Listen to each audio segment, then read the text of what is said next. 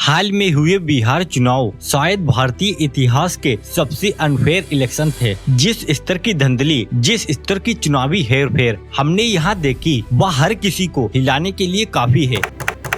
मुझे पता है कि आप में से कुछ लोग सोच रहे होंगे कि क्योंकि विपक्ष यहाँ बुरी तरह से हार गया, इसीलिए भी चुनावी धांधली को बहाना बना रहे हैं। मीडिया भी यही कह रही है, चुनावी धांधली वाला नैरेटिव फेल हो गया। लेकिन दोस्तों, सच्चाई यहाँ है कि चुनावी धांधली या वोट चोरी कोई भी नैरेटिव नहीं, यह हकीकत है। लेकिन नतीजा चाहे जो हो, चाहे जो भी पार्टी जीते, उससे मुझे फर्क नहीं पड़ता। मैं सिर्फ एक सच्चे देशभक्त की तरह इस बात से चिंतित हूँ कि हमारे देश में हो रहे चुनाव निरपेक्ष हों। दोस्तों, यह बेहद दुर्भाग्यपूर्ण है कि यह चुनाव किसी भी मायने में निरपेक्ष नहीं था। मैं इस वीडियो में आपको 6 सबूत दिखाऊंगा, 6 सबूत स्पष्ट बिंदु के साथ, और मैं मोदी सरकार और चुनाव आयोग को दोनों को चुनौती देता हूँ कि वे इन सबूतों का जवाब देकर दिखाएं। चुनावी हेरफेर का पहला और सबसे बड़ा सबूत है 10,000 रूपए। बिहार चुनाव के पहले चरण के ठीक 6 दिन पहले यानी 31 अक्टूबर को और दूसरे चरण से 4 दिन पहले यानी 7 नवंबर को महिलाओं के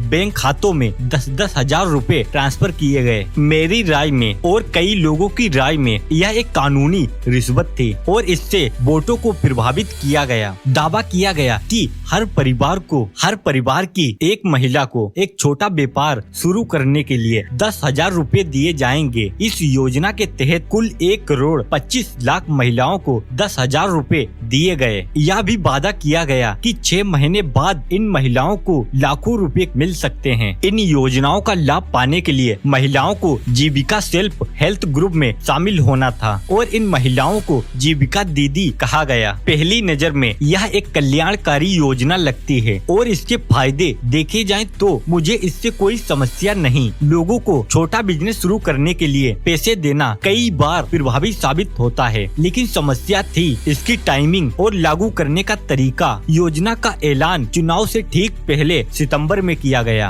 और चुनाव के दौरान ही महिलाओं को पैसा दिया गया ताकि उनके वोट 10,000 रूपए से प्रभावित हों। अगर आप पूछोगे कि वोट कैसे प्रभावित हुए, तकनीकी रूप से हाँ, वे चाहे किसी को भी वोट दे सकती थी, लेकिन असली समस्या है वादे। 10,000 रूपए मिलने के बाद अगर लाखों रुपए चाहिए तो उनको वोट देना पड़ेगा। यह सबसे बड़ा सवाल चुनाव आयोग पर उठता है, क्योंकि आचार संहिता में साफ लिखा है कि चुनाव के दौरान सरकार किसी को पैसा नहीं दे सकती। खासकर आचार संहिता लागू होने के बाद बिहार में आचार संहिता 6 अक्टूबर को लागू हुई, लेकिन इसके बाद भी 17 अक्टूबर, 24 अक्टूबर, 31 अक्टूबर और 7 नवंबर को महिलाओं को 10,000 रूपए दिए जा रहे थे। दोस्तों, सोचिए, बिहार हमारे देश का सबसे गरीब राज्य है और चुनाव से ठीक पहले राज्य के सबसे कमजोर वर्ग को बैंक के खाते में 10,000 रूपए मिल रहे हैं और फिर उनके सामने लाखों रुपए का लालच लटकाया जा रहा है। यह चुनाव था या चिटफंड की स्कीम? 20 दिन में पैसा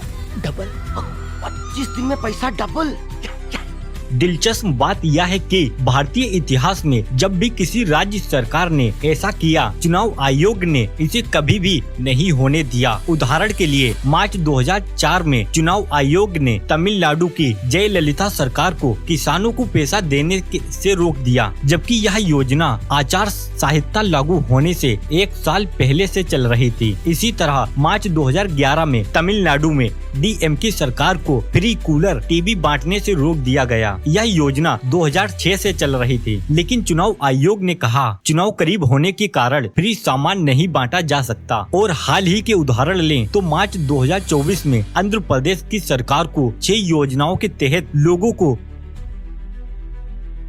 ट्रांसफर करने से रोक दिया गया। नवंबर 2023 में तेलंगाना में BRS सरकार किसानों को प्रति एकड़ 5,000 रूपए देना चाहती थी, लेकिन उन्हें रोक दिया गया क्योंकि वित्त मंत्री ने चुनावी भाषण में कहा था कि वोटिंग से 1 दिन पहले 30 नवंबर को किसानों की खातों में पैसा पहुंचेगा। यह साफ साफ रिश्वत थी। अगर सरकार को कल्याणकारी योजना लागू करनी है तो उसके पास पूरे 5 साल होते हैं। चुनाव के ठीक पहले ही क्यों याद आती है? यही कारण है कि चुनाव आयोग ने पिछले चुनावों में ऐसी चीजें होने नहीं दी, लेकिन इस बार बिहार चुनाव में चुनाव आयोग ने एनडीए सरकार को पूरी छूट क्यों दे दी? न केवल चुनाव के दौरान पैसे बांटने की अनुमति दी गई, बल्कि इससे भी आगे वोटिंग के दौरान 1,80,000 से ज्यादा जीविका दीदी को चुनाव ड्यूटी पर लगा दिया गया। जिन महिलाओं को 10,000 रुपए मिले थे, उन्हें चुनाव ड्यूटी पर भेजा गया ताकि वे जनता के बीच पार्टी का प्रचार करें। मेरी राय में यह अकेले तथ्य ही है चुनाव आयोग को अमान्य घोषित करने के लिए काफी है, लेकिन अभी 5 और बिंदु बाकी हैं।